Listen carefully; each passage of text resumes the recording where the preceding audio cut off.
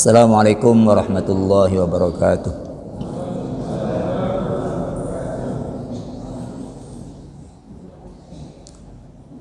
Bismillahirrahmanirrahim. Alhamdulillah fi kulli hali wa ala kulli hal. Nahmaduhu wa nasta'inuhu wa nastaghfiruh wa na'udzu bihi min syururi anfusina wa sayyiati a'malina. May yahdihillahu fala mudhillalah wa may yudlilhu fala hadiyalah. Asyhadu an la ilaha illallah wahdahu la syarikalah wa asyhadu anna Muhammadan abduhu wa rasuluh. Allahumma salli wa sallim wa barik ala sayyidina Muhammadin wa ala alihi wa sahbihi ajma'in. Amma ba'du. Para jemaah, Bapak Ibu sekalian rahimakumullah, marilah kita syukuri nikmat Allah pagi hari ini. Kita kembali dipertemukan oleh Allah dalam forum jamaah salat subuh di Masjid Al-Hikmah, sekaligus setelah zikir dan doa kita sambung dengan iktikaf. Kita isi dengan kajian fikih yang pagi hari ini kita kembali membahas fikih sholat dengan subtema tentang kaifiyah ruku'.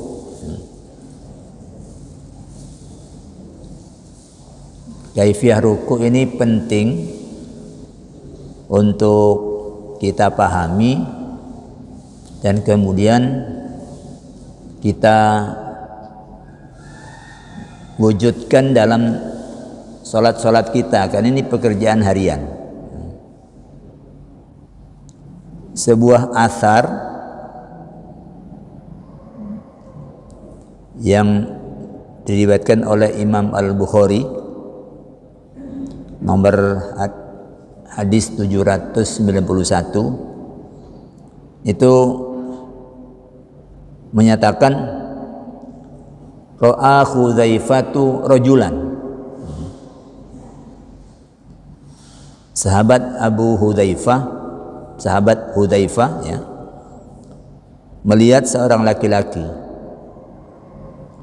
la yutimmur ruku'a wasujuda, dia tidak menyempurnakan ruku' dan sujud. Ya, dia ruku', dia sujud, tapi ruku'nya tidak dia penuhi kaifiyahnya dengan baik. Demikian juga sujudnya. Qala, lalu Hudzaifah ini berkata, ma shallaita, kamu itu tidak sholat.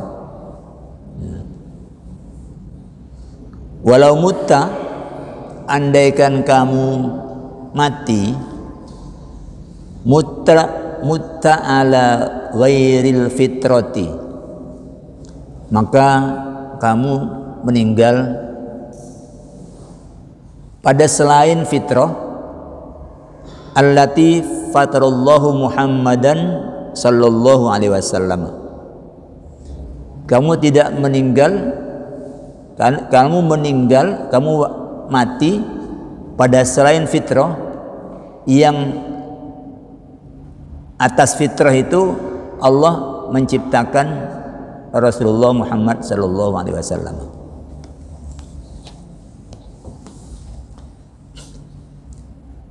Ini dari sudut fisik ya, gerakan ruku, gerakan sholat itu mendukung lumintunya atau Lumintu itu kontinunya penciptaan kita, yang kita itu di antara di antara penciptaan kita itu secara fisik itu ada tulang belakang. Tulang belakang ini tulang yang paling penting. Inti dari tulang belakang itu adalah tulang ekor, tulangnya di bagian bawah sini, ya, yang dekat dengan dubur, ya. Itu unsur yang sangat penting dalam penciptaan kita, ya. Jadi gerakan ruku, gerakan sujud, gerakan-gerakan sholat itu kalau ditunaikan dengan semestinya, maka itu akan membawa efek sehatnya tubuh kita.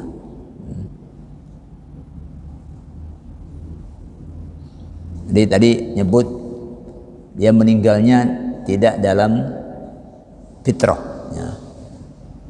Baik fitrah fisik maupun fitrah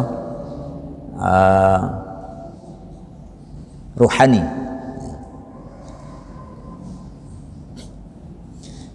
Kaifiyah ruku kita bahas dari segi gerakan fisiknya, kemudian bacaannya dan lama waktunya.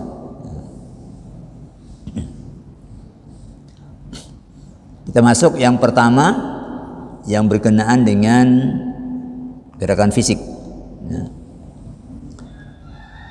Ada 4 gerakan fisik dalam kaifiyah ruku yang penting dipahami dan kemudian diterapkan. Pertama, mengangkat kedua tangan dengan bertakbir ketika akan beralih posisi dari berdiri ke ruku. Yang kemarin kita sebut yaitu takbir intikal. Dalam hadis riwayat Muslim nomor 888, di situ dimuat bahwa Abdullah bin Umar itu menceritakan, karena Rasulullah sallallahu alaihi wasallam, Rasulullah itu kalau salat idza qama lis-salati, kalau beliau berdiri untuk salat, rafa'a yadaihi, beliau angkat kedua tangannya, hatta takuna hadwa bangkibaihi, sampai ia bersentang dengan kedua bahunya. Summa kabbara, kemudian beliau bertakbir.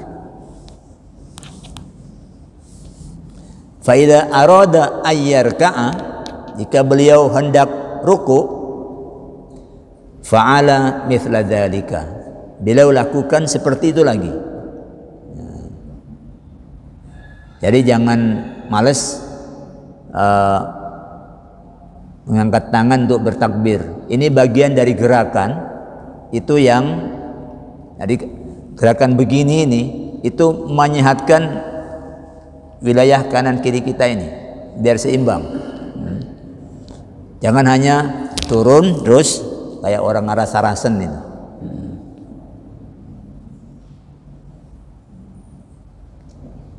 Di antara orang senam pun ada gerakan begini-begini juga, ya.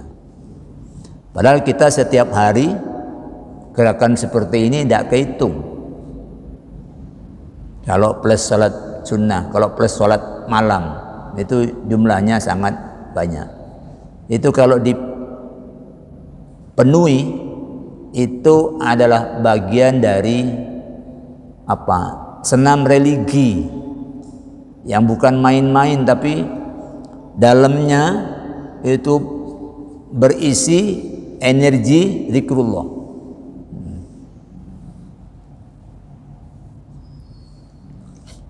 Yang kedua, meletakkan kedua telapak tangan pada kedua lutut. Jangan letakkan di paha, jangan letakkan di betis.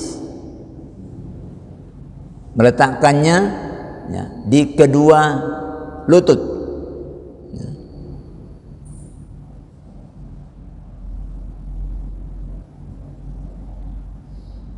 Dan menjulurkan punggung hingga rata. Jadi kalau rukuk jangan bungkuk.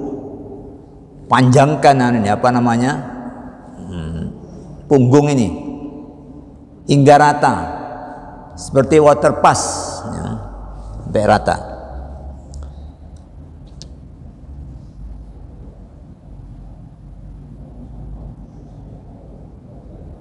Dalam sebuah hadis riwayat Al-Bukhari 790 diriwayatkan dari Abi Ya'fur, dia berkata, sami'tu Mus'ab bin Sa'adin yaqul, dia mendengar Mus'ab bin Sa'ad. Mus'ab ini putranya Sa'ad bin Abi Waqqas ya. Yaqul, shallaitu ila jambi abi, aku salat di sebelah ayahku. Fatabbaqtu baina kaffayya, lalu aku mengepal ya, mengepal kedua telapak tanganku. Summa wada'tuhuma baina fakhidayya, lalu aku letakkan kedua tangan itu di antara dua paha. Dia rukuk dengan model kreasi sendiri, menggenggam, mengepal, ditaruh di antara kedua pahanya.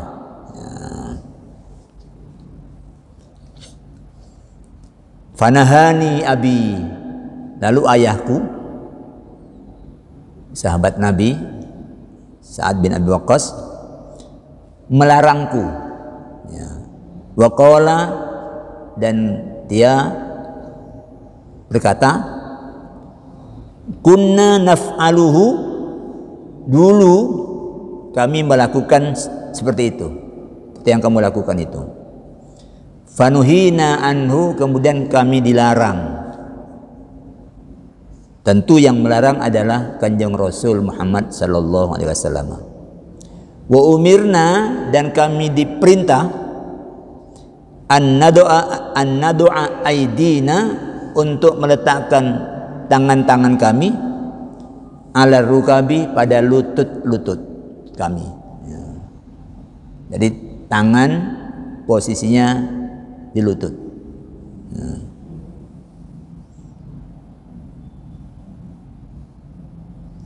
Kemudian dalam hadis Abu Dawud 859, ini Nabi mengajari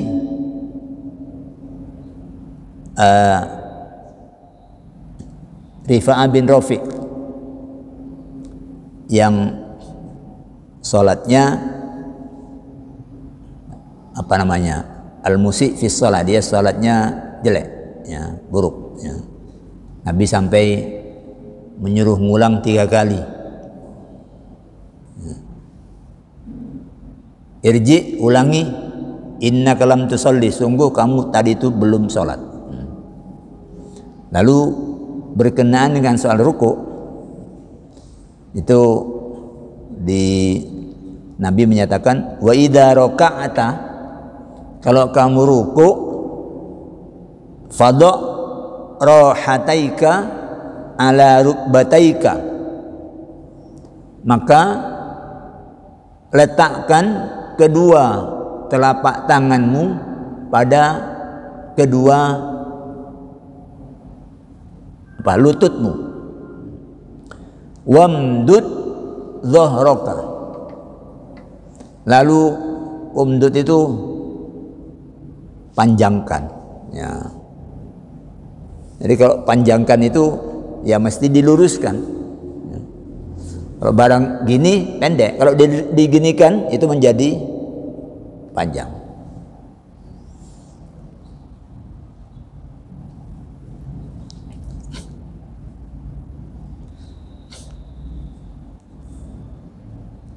Kemudian tentang panjang ini dan sampai rata itu ada riwayat dari Ibnu Majah 872. Sami'tu Wabisah, aku mendengar sahabat Wabisah bin Ma'bad yaqul, dia berkata, ra'aitu Rasulullah sallallahu alaihi wasallam, aku melihat Kanjeng Rasul sallallahu alaihi wasallam yusolli, salat. Fakana idza raka'a, beliau itu kalau ruku sawwa dhahrahu, beliau meratakan punggungnya, hatta lau subba alaihil ma'u lastaqarra. Dia mengatakan ratanya punggung Nabi itu sampai-sampai seandainya di situ dituang air itu tidak mengalir. Ini menggambarkan ratanya, ya kayak water pass, ya, kayak water pass. Tapi kalau untuk bungkuk, nah itu mengalir ke depan atau mengalir ke belakang. Ini rata.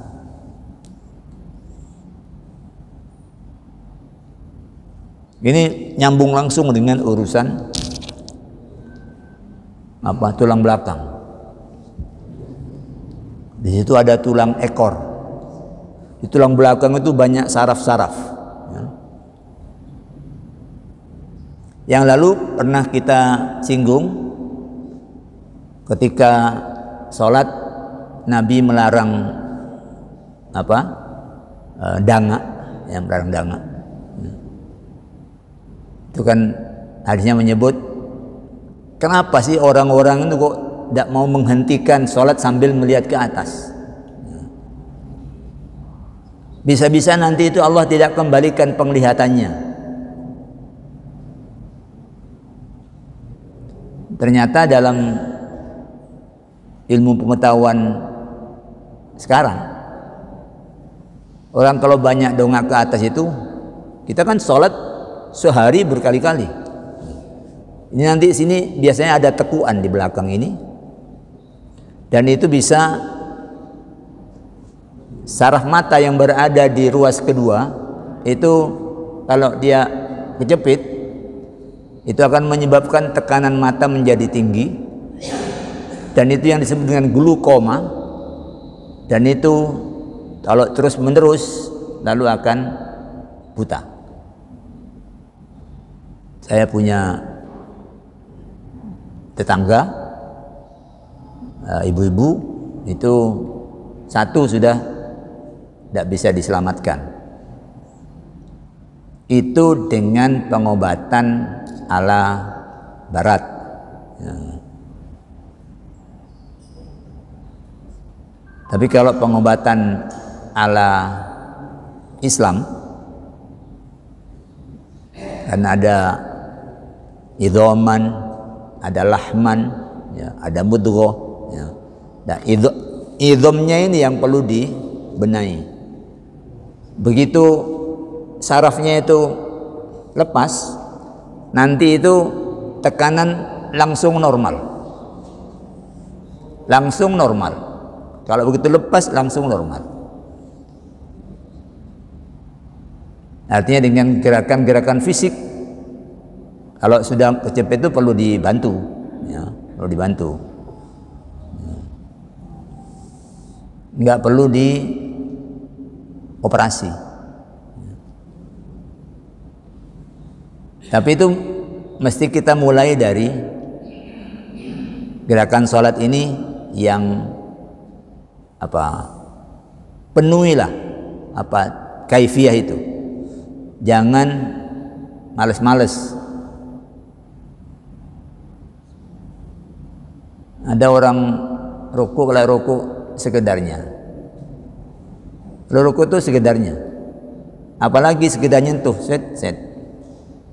Tapi kalau sholat bareng, ya dia bisa lama. Tapi kalau sholat sendiri, balik. Yaitu karena terlatih sejak kecil, lanyah. Ya. Nah ini bukan urusan memecahkan rekor sholat ini. Ini dzikir, tumaknina, tenang, itu kuncinya. Makanya kalau kita sedang dalam perjalanan yang biasanya waktu mepet, ringkas sholatmu. Ringkas sholatmu. Itu yang 4 rakaat suruh ringkas jadi 2. Tetap tenang, kurangi menjadi 2. Ya kalau sholat terus menerus ya lama-lama bacaan itu bisa banter. Ya. Kalau kita mengerjakannya tidak dalam kesadaran bahwa ini sedang berzikir.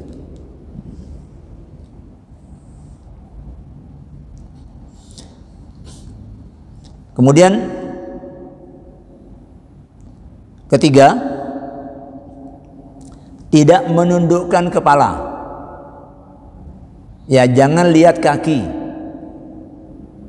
jangan ngitung jari dari kaki, tapi tetap bertahan lihat tempat sujud.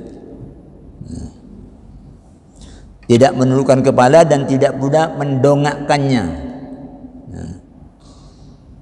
Jangan seperti orang melihat sesuatu, karena kalau berdiri itu ada halangan, terus dia kayak ruku tapi melihat ke depan. Bukan begitu pola ruku. Ya. Dalam hadis Ibnu Majah, dalam hadis Al-Bukhari 790, sahabat Abu Hamid As-Sa'idi, Abu Humaid As-Sa'idi itu bertutur, kana Nabi sallallahu alaihi wasallam idza raka'a i'tadala. Nabi itu kalau ruku, beliau itu rukunya itu lurus.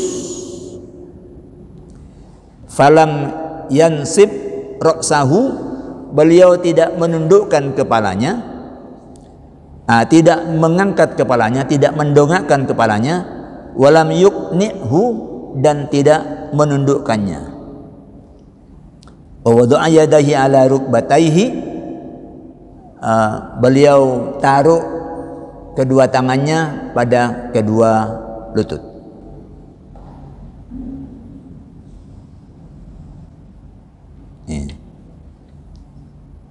Ini kepala, ya. Dan lihat tempat sujud, jangan meriksa kaki. Ya. Kalau mau melihat ke kaki ya gampang itu, sambil meriksa jempol kaki kok rotok gak lurus ini. Ya. Dari tempat, lihat ke tempat sujud. Keempat, memosisikan jari-jari lebih rendah dari lutut dan merenggangkannya. Jangan dirapatkan, direnggangkan. Seperti kalau kita menggenggam lutut itu. Ya. Jadi posisi ini ada di bungkulnya itu menekan, lalu jari-jari di bawah lutut. Ini kalau ini kita panjangkan, ini kita kencengkan, ya, kita kencengkan, ya, itu akan beban separuh badan kita itu akan menekan bagian bawah sambil yang separuhnya yang sedang tekuk gini itu dipanjangkan. Itu bermanfaat untuk kesehatan kaki dan kesehatan tulang belakang, ya, tulang belakang.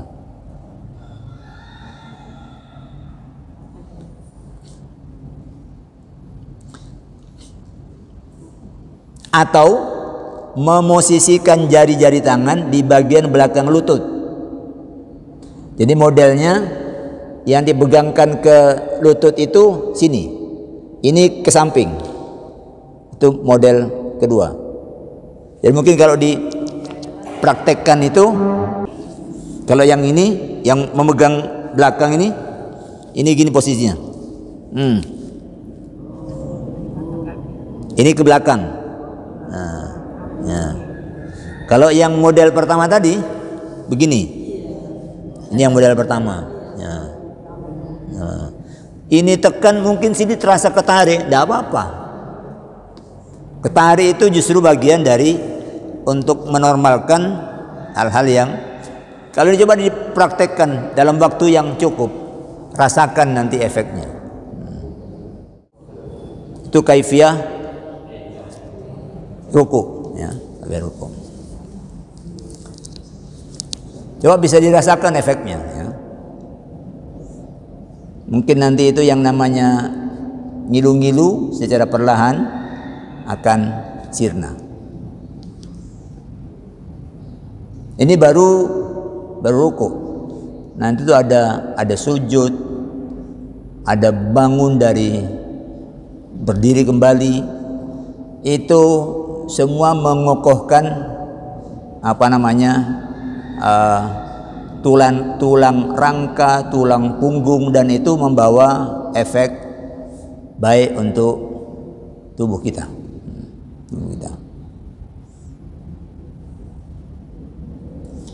Dan dalam hadis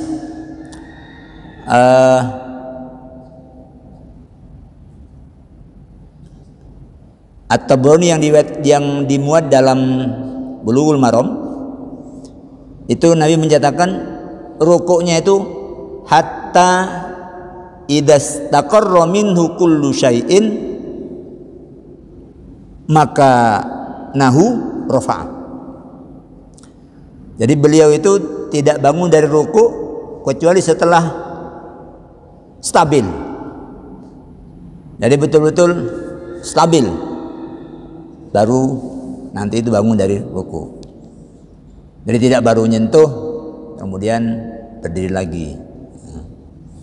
Kalau sudah mulai ada kaku-kaku, ya proses, ya paksakan perlahan-lahan, dipaksakan sampai nanti bisa betul-betul nekuknya itu nekuk seperti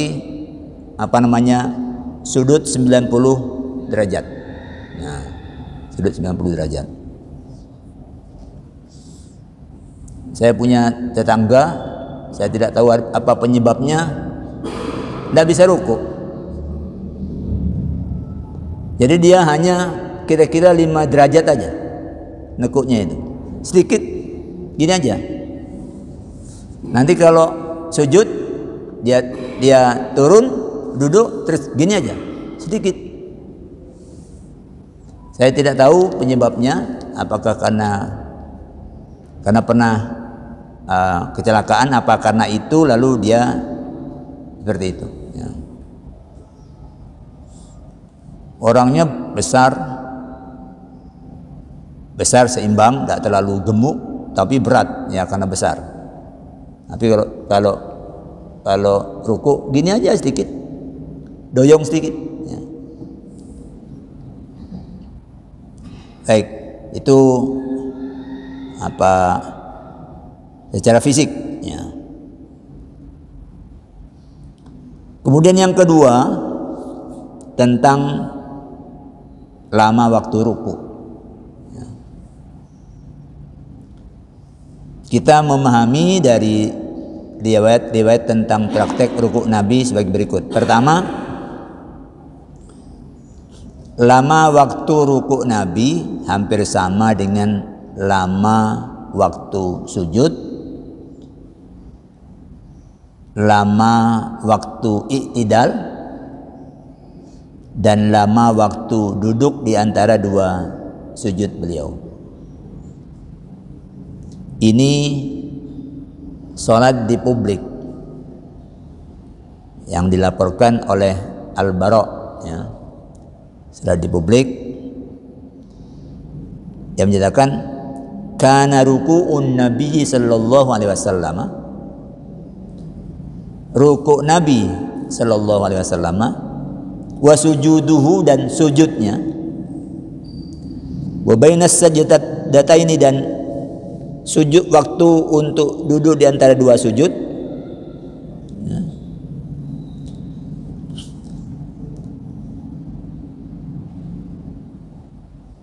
Wa idza rafa'a sahu minar ruku, begitu juga ketika beliau i'tidal, bangun dari ruku, ma khalal qiyam, selain berdiri, ya, selain berdiri, wal qu'uda qariban, selain berdiri dan duduk yang tahiyat akhir itu, ya. Qariban minas sawa, itu hampir sama waktunya hampir sama. Yang pertama. Kemudian yang kedua, dalam sholat malam, lama waktu ruku Nabi itu sama dengan lama waktu berdirinya. Tapi beliau sholat malam ini tidak di publik, walaupun kadang ada sahabat yang ikut karena beliau sholat malamnya tidak selalu di rumah. Kan kadang perjalanan, kadang karena beliau tidak kayak kita yang kerja rutin, pagi berangkat, nanti sore datang, malam sudah di rumah, ya. Nabi itu urusannya banyak karena zaman beliau sebagian besar adalah zaman konflik, umat Islam dimusuhi, ya. Hingga kadang beliau beberapa kali dalam setahun itu pergi keluar untuk mempertahankan wilayah. Oke. Ini Hudzaifah yang tadi komentari orang yang rukuk sujud tidak sempurna ini. Itu dia berkata, "Shallaitu man Nabi sallallahu alaihi wasallam data lailatin." Pada suatu malam aku salat bersama Nabi, ya. Faftataha al-Baqarah. Lalu beliau memulai dengan membaca surah Al-Baqarah di rakaat pertama. Kemudian beliau ruku indal mi'ah. Setelah 100 ayat beliau baca, itu beliau ruku. Kemudian itu selesai. Kemudian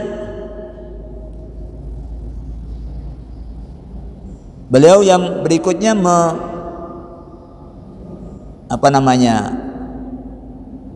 membuka dengan surah An-Nisa. Beliau baca. Kemudian Ali Imran, dan seterusnya. Itu panjang-panjang. Mutarassilan.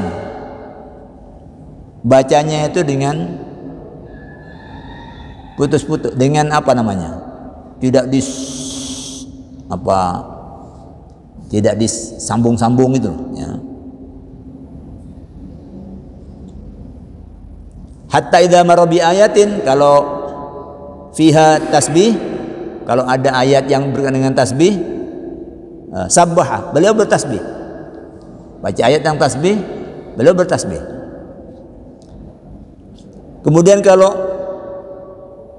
dia melewati ayat yang berkenaan dengan doa, beliau berdoa. Kalau melewati ayat yang isinya ta'awud, isinya berlindung kepada Allah, dia berta'awud, beliau berta'awud.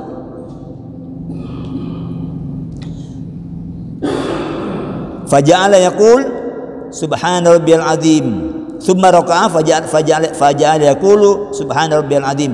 Kemudian beliau ruku membaca subhana rabbiyal azim, fakana ruku'uhu nahwan min qiyamihi. Rukuknya itu semisal berdirinya. Jadi lama sekali. Tapi ini susah ditiru ini, ya. Bisa ditiru.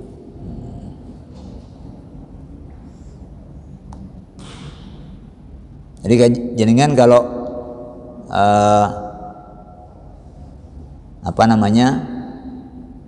ngambil yang moderat, yang umum, itu diterangkan di dalam hadis Tirmidzi 361. Itu Nabi menyatakan, kata Ibnu Mas'ud, idza raka'a ahadukum, kalau kamu ruku, salah seorang dari kamu ruku, faqala fi ruku'ihi, lalu dia membaca dalam rukuknya itu subhana rabbiyal azim salah samarrat, faqad tamma ruku'uhu. Kalau baca subhana rabbiyal azim 3 kali, ya, dengan bacaan yang menyadari bahwa kita sedang mensucikan Allah. Subhana rabbiyal azim, maha suci Tuhanku yang maha agung, dibaca 3 kali, kata Nabi itu, faqad tamma ruku'uhu. Nah, rukuknya dia sudah sempurna. Wa dzalika adnahu, tapi itu paling minimal itu, ya, ukurannya, ya. Oke. Itu lamanya ruku. Saya kira kita berada di situ, ya. Karena yang lama sekali itu Nabi yang sholat sunnah dan di malam hari, ya. Yang beliau nyatakan bahwa sholat sunnah itu terbaik di rumah, ya. Kecuali sholat fardu, itu terbaik di masjid. Yang ketiga, bacaan ruku. Bacaan ruku itu bermacam-macam, disebutkan dalam sejumlah riwayat yang itu menjadi pilihan-pilihan. Kita mau ambil yang mana? Pertama, subhana rabbiyal azim 3 kali tanpa wa bihamdihi, ya. Ini dalam riwayat At-Tirmidzi 261. Itu yang menuturkan adalah Abdullah bin Mas'ud. Kemudian yang kedua, subhana rabbiyal azimi wa bihamdihi. Ini yang rata-rata diamalkan oleh pengikut mazhab Syafi'i. Ya. Karena kata beliau, kalau ada wa bihamdihinya, ada riwayat tentang wa bihamdihinya, itu lebih baik daripada hanya sekedar rabbiyal azim. Subhan rabbiyal azimi wa bihamdihi, maha suci Tuhanku yang maha agung dan dengan memujinya, ya. Itu lebih baik daripada hanya berhenti subhan rabbiyal azim. Tapi ini pengamal subhan rabbiyal azim itu ada juga, ya. Cuma kalau di Indonesia yang banyak adalah yang ada wa bihamdihinya. Itu dilaporkan oleh Uqbah bin Amir, ya.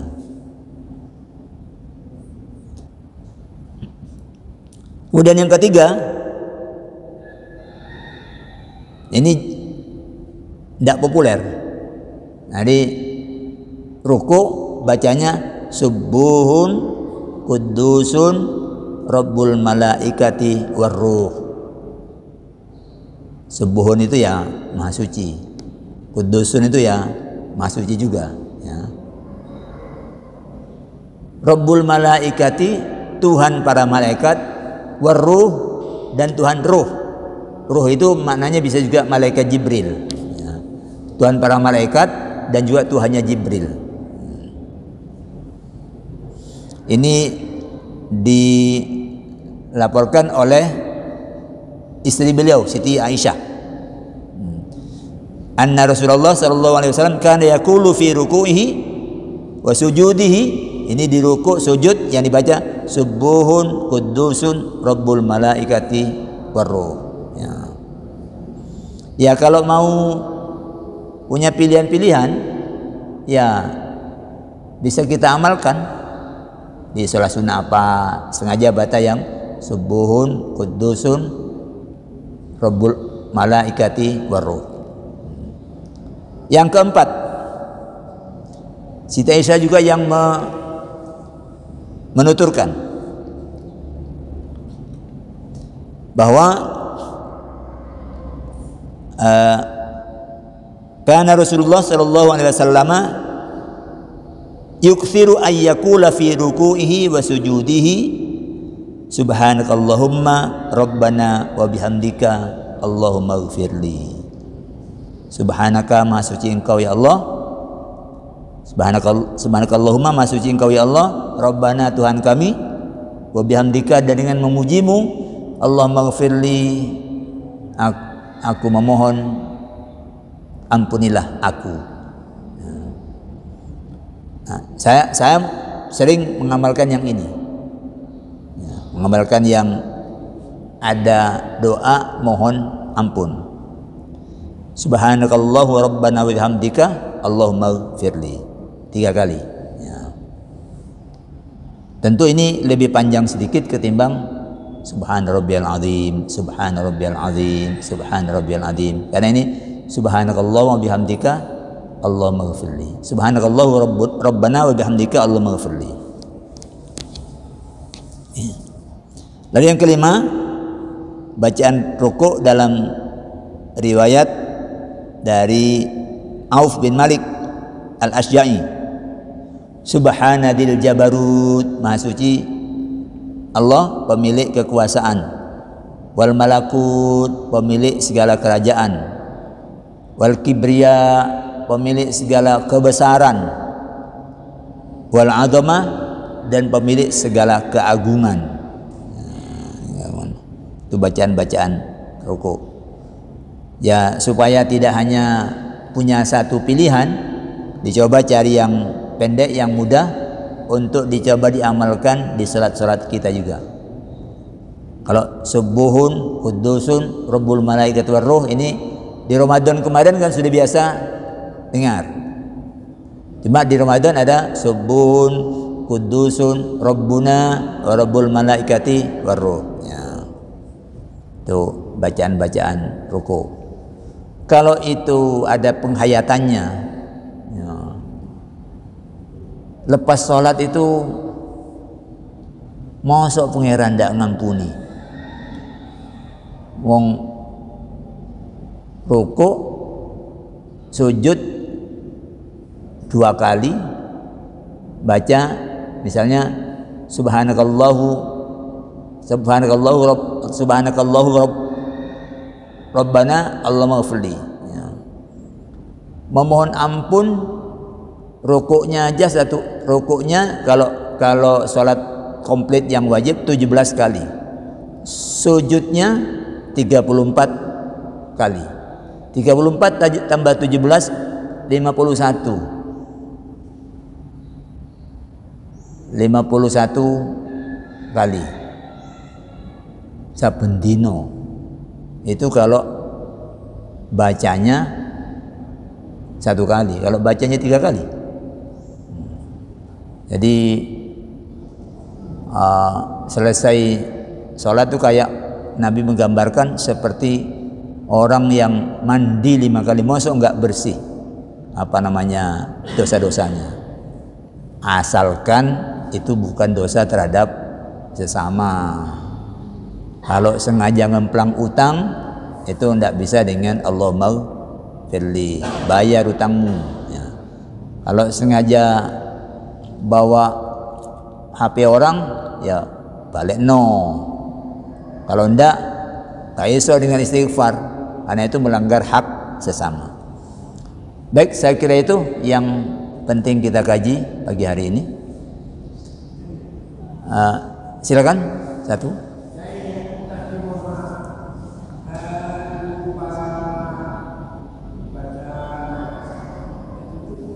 Kunut.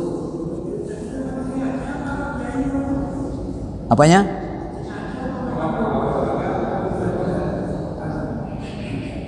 Ya, itu namanya sujud sahwi, itu sujud karena lupa.